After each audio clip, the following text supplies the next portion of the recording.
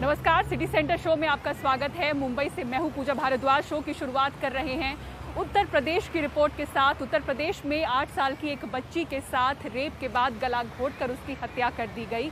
लहूलुहान उसका शव गन्ने के खेत से मिला। पुलिस ने रेप का मामला दर्ज किया है, कोई पकड़ा नहीं गया है। इधर बहराइच में कल रेप का शिकार हुई 1.5 साल की बच्ची की अस्पताल में मौत हो चुकी है। उधर हमीरपुर में छेड़छाड़ से तंग आकर एक छात्रा ने आत्महत्या कर ली है। कमाल खान की रिपोर्ट देखिए। वो गांव की चारागाह में दादी के साथ बकरी चराने गई थी, लेकिन चूंकि उसे घर में खाना भी बनाना था और अपनी छोटी बहन को भी खिलाना था, इसलिए दादी को वहीं छोड़ घर के लिए निकली, लेकिन नहीं पहुंची। बकरियां आधे घंटे हमने चराई। आधे घंटे बाद हम आए वहां से बकरियां लेकर। मम्मी ने उसकी कहा कि बिटिया नहीं है, तो हमने कहा कि बिटिया तो कब की आई है, 5 बजे की आई है, लेकिन बिटिया घर नहीं आई। बाद में बच्ची की ढूंढ शुरू हुई तो बच्ची गन्ने के खेत में लहूलुहान मरी हुई मिली। उसकी शलवार से उसका गला घुटा हुआ था। बाद में पुलिस ने भी मौके पे पहुंच के वहां से फॉरेंसिक सबूत जमा किए। हमने देखा कि हमारी बिटिया की टांग बंधी थी, मुंह से खून निकल रहा था। बिटिया से हमारी गलत काम हुआ था और टांगे फट गई। खून बहुत हमारी बिटिया का निकल गया। गला सलवार निकाल कर बांधा था। लखीमपुर खीरी में 3,33,000 हेक्टेयर में गन्ना बोया जाता है। गन्ना इन इलाकों में खुशहाली लाता है, लेकिन गन्ने की घनी झाड़ियां अक्सर महिलाओं के साथ होने वाले दुराचार का ठिकाना भी बन जाती हैं। 14 अगस्त 2020 को ईसानगर में 13 साल की बच्ची की गन्ने के खेत में गैंगरेप के बाद हत्या हुई। 25 अगस्त 2020 को नीम गांव में 17 साल की बच्ची की गन्ने के खेत में रेप के बाद हत्या हुई। 4 सितंबर 2020 को सिंघी में 3 साल की बच्ची की गन्ने के खेत में रेप के बाद हत्या हुई। 5 जून 2021 को फूलबेहड़ में 2 बहनों के साथ गन्ने के खेत में रेप हुआ और अब ये कांड हुआ है। पुलिस ने रेप का केस दर्ज कर लिया है। बालिका के शरीर पे पाई गई चोटों एवं प्रस्थितिजन्य साक्ष्य के आधार पर विवेचना में 376 AB और 5M/6 पोक्सो एक्ट की वृद्धि की जा रही है। विवेचना के क्रम में पोस्टमार्टम पैनल के चिकित्सकों का बयान अंकित कर पोस्टमार्टम परीक्षण रिपोर्ट की स्थिति को स्पष्ट करते हुए अग्रेतर कार्रवाई की जाएगी। हमीरपुर के गांव में आरोप है कि डीजे बजा रहे कुछ युवकों ने वहां से गुजर रही एक लड़की को जबरदस्ती नचवाना चाहा। लड़की किसी तरह उनसे जान बचा के भागी। बाद में भी वे उसे छेड़खानी करने लगे, जिससे तंग आके उसने खुदकुशी कर ली। आज इन्होंने तहरीर दिया है कि जो लोग पिछली घटना किए थे उनके दबाव में आकर इसने आत्महत्या किया है। इस संबंध में FIR लिखने के लिए तहरीर दिया, जिस पर FIR पंजीकृत की जा रही, धारा 306 के थाना मझगवा में इसकी विवेचना की जाएगी। इसकी मृत्यु के लिए जो भी दोषी होगा उसके संबंध में कार्रवाई। बहराइच के गांव में मां के साथ सोती एक 1.5 साल की बच्ची को कल रात एक युवक उठा ले गया और उसने पास के स्कूल में उसके साथ रेप किया। नाजुक हालत में बच्ची को अस्पताल में भर्ती किया गया, जिसकी आज मौत हो गई। पीड़िता को मेडिकल उपचार के लिए भेजा गया है। नामित अभियुक्त को मौके से गिरफ्तार कर लिया गया है और विधिक कार्रवाई करके उसको जेल भेजा जा रहा है। अगर इस तरह के मामलों में अपराध जल्दी साबित हो जाए और सज़ा जल्दी हो जाए तो मामले कम होंगे, लेकिन महिलाओं के प्रति अपराध को कम करने के लिए समाज को भी बदलना होगा। लखीमपुर में प्रतीक और कैमरामैन राजेश गुप्ता के साथ कमाल खान, NDTV इंडिया। दिल्ली में 100 से ज्यादा नेशनल और इंटरनेशनल कबड्डी खिलाड़ी देने वाले निजामपुर गांव के लोग डरे हुए हैं। कोरोना की दूसरी लहर के दौरान सैकड़ों यहां पर लोग बीमार पड़े और दर्जन भर से ज्यादा लोगों की मौत हो चुकी है। कहने को गांव में 3 क्लिनिक और अस्पताल हैं, लेकिन किस हालत में हैं, रविश रंजन शुक्ला की इस ग्राउंड रिपोर्ट में देखिए। सूख गए हैं, किसान के पास ऑप्शन नहीं है अपने। बाहरी दिल्ली के निजामपुर गांव का ये अस्पताल 7 साल से बंद पड़ा है। 2014 में स्मृति ईरानी और प्रवेश वर्मा ने अस्पताल का उद्घाटन किया, लेकिन उसके बाद यहाँ न तो कोई डॉक्टर आया न नर्स। कुछ अब इस तरह के पोस्टर, टूटे फर्नीचर, फटे रजिस्टर दिख रहे हैं।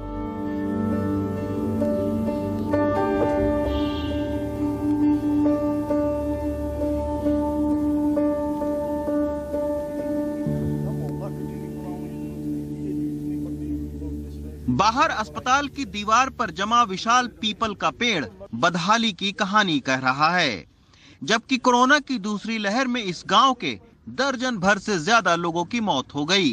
कि भाई ये चालू होता तो हमारे गांव में जो है सुविधा मिलती, दवाई मिलती। अच्छा, 40 के करीब 40 लोग जान गंवाया। हाँ 40। अच्छा, अब आप सोचिए कि इतने बड़े अस्पताल की इमारत बनी तैयार है, खंडहर में तब्दील हो रही है, लेकिन दिल्ली सरकार की जो डिस्पेंसरी है वो किराए पर चल रही है। अभी हम आगे आपको दिल्ली सरकार की मोहल्ला क्लिनिक का भी हाल बताने वाले हैं।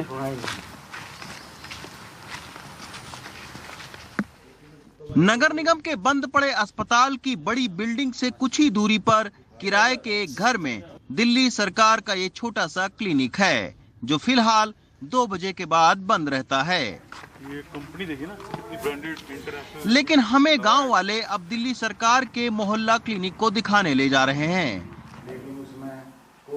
गांव के बाहर ये मोहल्ला क्लिनिक 2018 में बनाया गया, लेकिन डॉक्टर और नर्स की जगह यहाँ चिड़ियों का घोंसला और सरकार का एक पोस्टर जरूर दिखा।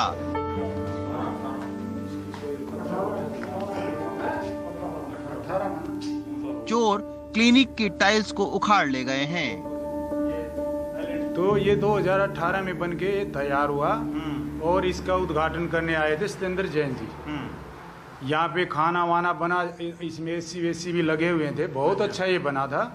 और हमें हाँ, और उन्होंने बताया कल से स्टाफ आएगा और आपको जो है यही लैब की सब सुविधा यहाँ मिलेंगी, हॉस्पिटल में जाने की जरूरत नहीं। ये लिखेंगे तो बड़े अस्पताल में आपने जाना, ये रेफर करे तो। उसके अगले दिन से हम आज इंतजार कर रहे हैं, यहाँ कोई नहीं आया। अच्छा। और कुछ दिन बाद यहाँ के एसी वेसी भी फटने शुरू हो गए।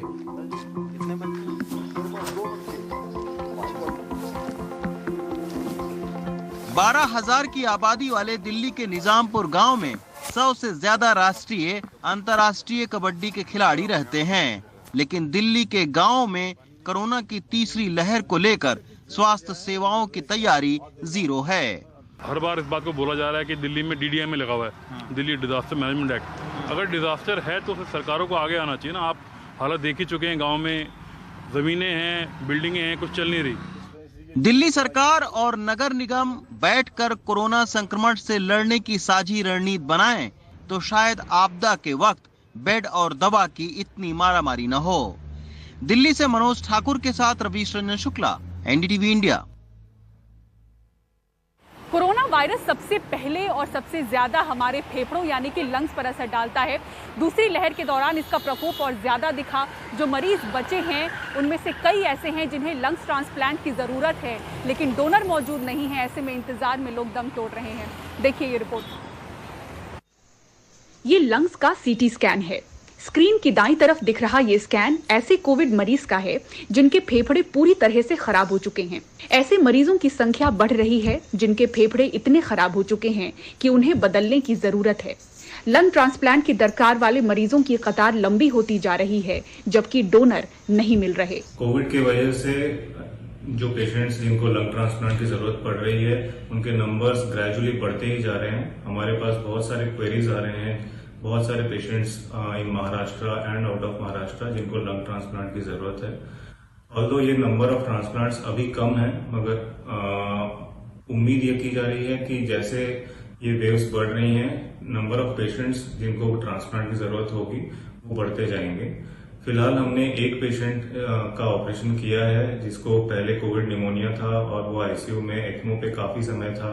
6 से 8 हफ्ते बाद भी वो एक्मो से बाहर नहीं आ पा रहा था और उसको अल्टीमेटली ट्रांसप्लांट की जरूरत पड़ी। लॉकडाउन की वजह से लोगों का बाहर निकलना कम हुआ है और ऑर्गन डोनेशंस भी कम हुआ है। इसकी वजह से डोनर मिलना, जिससे हम लंग लेते हैं, वो डोनर मिलना भी बहुत रेयर हो गया है। पिछले 3 महीने में महाराष्ट्र में जो ऑर्गन डोनेशंस हुए हैं फॉर लंग एंड हार्ट वो सिंगल डिजिट में ही है। ऑर्गन ट्रांसप्लांट में सबसे मुश्किल फेफड़ों का प्रत्यारोपण होता है।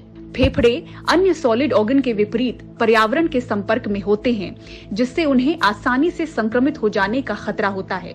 लंग ट्रांसप्लांट देश के चुनिंदा अस्पतालों में ही होता है, ज्यादातर दक्षिणी भारत के राज्यों में। कीमत करीब 40 से 50 लाख रुपए तक बताई जाती है। इस जटिल ट्रांसप्लांट ऑपरेशन से रिकवर होने में महीनों लग जाते हैं। लंग्स में रिजेक्शन का खतरा बाकी ऑर्गन की तुलना में 2 से 3 गुना ज्यादा होता है। अलग अलग आंकड़ों के हिसाब से दुनिया में अब तक करीब 4000 लोगों का ही लंग ट्रांसप्लांट हो सका है। भारत में करीब 200। विश्व भर में कोरोना काल के दौरान वायरस से संक्रमित करीब 50 मरीजों का ही लंग ट्रांसप्लांट हो सका है। इसका कोई सरकारी आंकड़ा मौजूद नहीं। कोविड की वजह से पहले वेव से अभी सेकेंड वेव जो खत्म हुआ है, वहां तक अभी तक लगभग 13 पेशेंट्स की लंग ट्रांसप्लांट सर्जरी हुई है। कोविड-19 निमोनिया की वजह से फाइब्रोसिस होकर उनको ट्रांसप्लांट की जरूरत पड़ी है। सो ये नंबर अराउंड 13 है अभी तक। और सेकेंड वेव में ये देखा गया है कि फाइब्रोसिस जो सेटिंग हो रहा है, सीवियर कोविड हो रहा है, कुछ पेशेंट्स में जल्दी हो रहा है, जैसे हमने देखा है 38 ईयर 46 ईयर ओल्ड में भी होता है। सो ये सब पेशेंट्स में फाइब्रोसिस की मात्रा ज़्यादा होने से ट्रांसप्लांट की जरूरत पड़ रही है। हम अगर ये कंपेयर करें कि कोविड-19 के पहले इसका सिनेरियो कैसे था, लंग ट्रांसप्लांट की जरूरत देखिए उसके हिसाब से, तो मैं कहूँगा कि कोविड-19 में यंग पेशेंट्स को ज़्यादा ज़रूरत पड़ रही है। जो पहले लंग ट्रांसप्लांट की ज़रूरत होती थी सिर्फ पल्मोनरी फाइब्रोसिस के पेशेंट को होती थी, उनमें यंग पेशेंट में इसकी मात्रा ज़्यादा नहीं थी। बट कोविड-19 में हर एक एज की उम्र में गट में ये देखा गया है कि फाइब्रोसिस अगर हो तो उसको लंग ट्रांसप्लांट की जरूरत पड़ रही है। लंग ट्रांसप्लांट वाले मरीजों की हालत पहले से ही बेहद नाजुक होती है। कुछ मामलों में मरीज ट्रांसप्लांट वाले अस्पताल पहुंचाए जाने से पहले ही दम तोड़ देते हैं। हमें तो कुछ मरीजों का ऐसा है पता चला है जो हमारे टच में थे कि जिन्होंने एयर एम्बुलेंस वगैरह सब तैयारी की थी, वो हॉस्पिटल से कांटेक्ट भी किए थे, जैसे हैदराबाद में किम्स है और आपका चेन्नई में अपोलो हॉस्पिटल वगैरह जो है, लेकिन सब तैयारी होने के बावजूद भी एयरपोर्ट पहुंचते पहुंचते भी वो आखिरी सांस ले लेते हैं। जिस हॉस्पिटल में पेशेंट्स हैं आईसीयू के अंदर, वहां से एक लंग ट्रांसप्लांट सेंटर में शिफ्ट करना भी एक बहुत बड़ी चैलेंजिंग सिचुएशन है, क्योंकि वे पेशेंट्स जब आईसीयू में हैं उनको बहुत हाई ऑक्सीजन रिक्वायरमेंट होता है, वो वेंटिलेटर डिपेंडेंट होते हैं। कुछ पेशेंट्स ऐसे होते हैं कि उनको हॉस्पिटल के अंदर ही सीटी स्कैन तक शिफ्ट करना भी पॉसिबल नहीं होता है। करीब 40 लाख वाली ये सर्जरी हर वर्ग के लिए नामुमकिन है, पर कई लोग लाखों जुगाड़ कर भी डोनर नहीं ढूंढ पा रहे। दूसरी लहर का कहर भारी है, मरीज इंतजार में ही जिंदगी की जंग हार रहे हैं। मुंबई से पूजा भारद्वाज, एनडीटीवी इंडिया। इस महामारी की वजह से हम सभी जानते हैं कि हमारे काम करने वाली जगह पहले जैसी नहीं रही। इसमें कई बदलाव हुए हैं। कई कंपनियां अपने कर्मचारियों से वर्क फ्रॉम होम करवा रही हैं। इनमें से कुछ कर्मचारी नए चलन से खुश हैं, तो कुछ कर्मचारी अपने पुराने दफ्तर लौटना चाहते हैं। तो किस तरह से कोरोना की वजह से हमारे वर्क पैटर्न में बदलाव हुआ है और आने वाले समय में कोरोना के कारण क्या नई नीतियां बन सकती हैं, पूर्वा चिटनीस की इस रिपोर्ट में देखिए। 24 साल की क्षित्या शेट्टी कोटक लाइफ इंश्योरेंस के साथ काम करती है। कोविड के बाद से ही उसकी ऑफिस में वर्क फ्रॉम होम संस्कृति चल पड़ी। साल भर पहले क्षित्या ने मेडिकल अंडरराइटर के तौर पर कोटक ज्वाइन किया था और 7 महीने से घर से काम कर रही है। वो ऑफिस के दूसरे सहकर्मियों के साथ लैपटॉप से ऑनलाइन कनेक्ट रहती है और उसे दिक्कत नहीं होती। दिन भर उसकी मीटिंग चलती रहती है। क्षित्या के मुताबिक अच्छी बात ये है कि ऑनलाइन भी ज्यादातर उसका दफ्तर 9 से 6 तक ही चलता है। वर्क फ्रॉम होम ही अच्छा है, अभी करने को सब मिल रहा है, लाइक घर पे ही है और टाइम एंड और भी बच जाता है, ट्रैवलिंग का एंड कॉस्ट भी बच जाता है। सो आई एम थिंकिंग कि work from home he better option रहेगा। नीतीश गवानकर आईटी प्रोफेशनल है, 7 साल से काम कर रहे हैं। वो भी बीते साल से घर से काम कर रहे हैं। उनका कहना है इससे उनकी उत्पादकता बढ़ती है।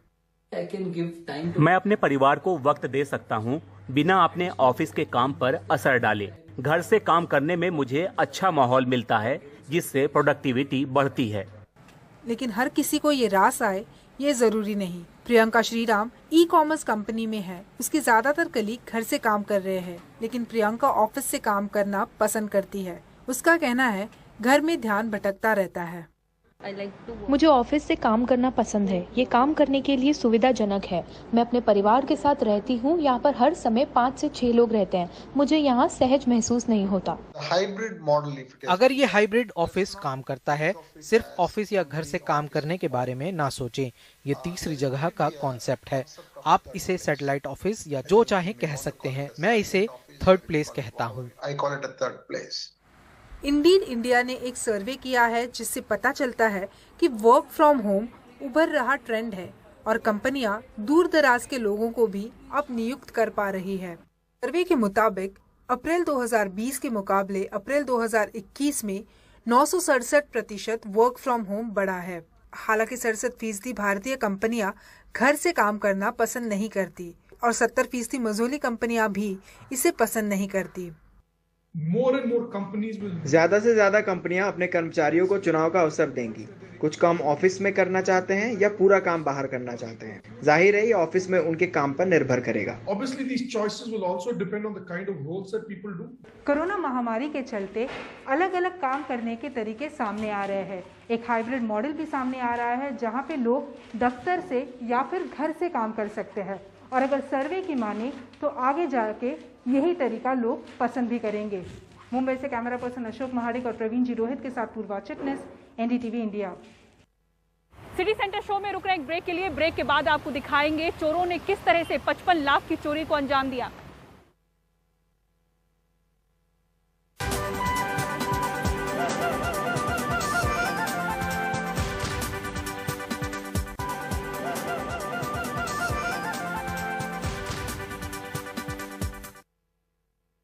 जिस चोर ने चोरी के लिए बैंक की दीवार में होल किया, बैंक वालों ने उसी से दीवार की मरम्मत करवाई। उसकी गिरफ्तारी हुई और पता चला कि बैंक से 55 लाख रुपए चोरी करने वाला शख्स वही है। तो किस तरह से इस चोरी को अंजाम दिया गया, इस रिपोर्ट में देखिए। यह है कालीचरण और उसका दोस्त हरिराम। हरिराम पेशे से सिक्योरिटी गार्ड है और राजमिस्त्री का भी काम करता है। पुलिस के मुताबिक रविवार रात हरिराम ने फर्श बाजार इलाके के यूनियन बैंक ऑफ इंडिया में अकेले 55 लाख रुपए की चोरी की। कुछ पैसा उसने अपने दोस्त कालीचरण को दे दिया। हरिराम ने बहुत ही अनोखे अंदाज में चोरी को अंजाम दिया। वो बैंक में बगल वाली खाली इमारत से घुसा। इसी रोशनदान से निकला एक चोर और चोर पहुंचा यूनियन बैंक ऑफ इंडिया के अंदर। ये दिल्ली का फर्श बाजार इलाका है जहां रविवार को बैंक में चोरी हुई, 55 लाख की चोरी हुई और चोरी के आरोप में एक सिक्योरिटी गार्ड हरिराम को गिरफ्तार किया गया है।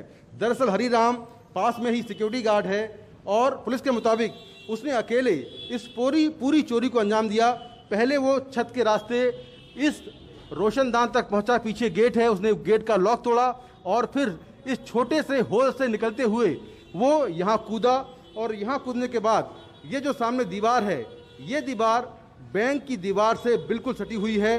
उसने इन दोनों दीवारों को काटा, इसमें होल किया और यहीं से वो अंदर बैंक के अंदर दाखिल हो गया। पुलिस के मुताबिक हरिराम ने बैंक के अंदर और बाहर के कैमरों की दिशा बदली और फिर उन्हें बंद कर दिया। उसने वारदात के वक्त हेलमेट पहना हुआ था। चोरी की प्लानिंग भी उसने 3 महीने पहले कर ली थी, लेकिन लॉकडाउन की वजह से चोरी का सामान जैसे गैस कटर वगैरह नहीं ले पाया था। मजे की बात यह है कि बैंक वालों ने दीवारों का होल ठीक करने के लिए हरिराम को ही बुलाया और उसे पैसे भी दिए। बैंक वालों ने हरिराम को अंदर बुलाया है क्योंकि इनको राजमिस्त्री का काम पता है। उनको बुला के जो जितना भी होल है उनको उन्होंने सील किया है। जब पुलिस सीसीटीवी कैमरा सारे ढूंढ के एक्यूज को सर्च कर रहे थे, तभी ये हरिराम है बैंक के अंदर ना अपना जो सिंसियरली वो काम कर रहा था, वो जो उसका सील है। हरिराम ने चोरी के बाद पैसे एक ड्रम में छुपा दिए थे। पुलिस ने लगभग पूरा पैसा बरामद कर लिया है। नई दिल्ली से कैमरामैन एन रवि के साथ मुकेश सिंह सेंगर, एनडीटीवी इंडिया के लिए। और मुंबई के हाजी अली से सिटी सेंटर की पूरी टीम को दीजिए इजाजत। खबरों के लिए देखते रहें एनडीटीवी इंडिया। नमस्कार।